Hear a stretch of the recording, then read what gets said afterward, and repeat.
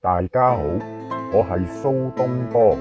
我生於1037至1101年期間，係宋朝人。現代人稱我做文學家、書法家，仲有係政治家。當年曾經有件咁樣嘅日事發生咗喺黃進興身上，情形係咁嘅。黃進興走嚟同我講，佢話自己突然聽唔到嘢，呢個情況令到黃進興佢好苦惱，佢仲問我有冇方法醫好佢。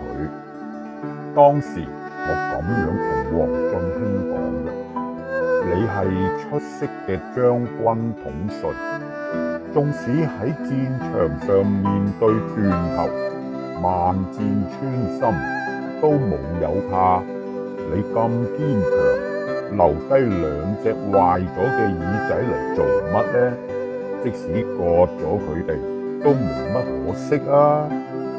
我繼續對佢講：黃進興，你嘅耳病係可以喺3日內好返嘅。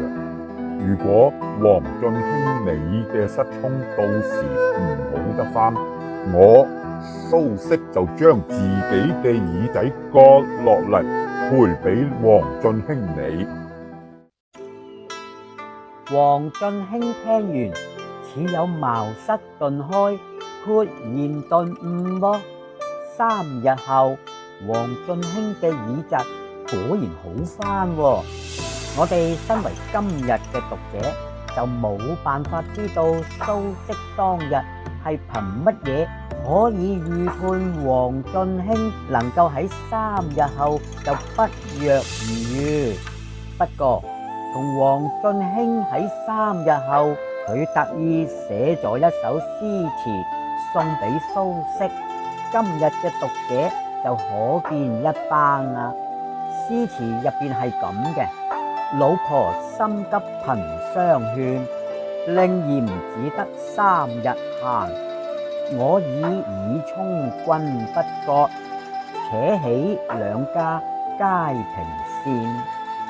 詩詞內容流露出蘇軾知道黃進興失聰係出於太太平日嘅囉囉嗦嗦不絕於耳，使到黃進興發生突然失聰。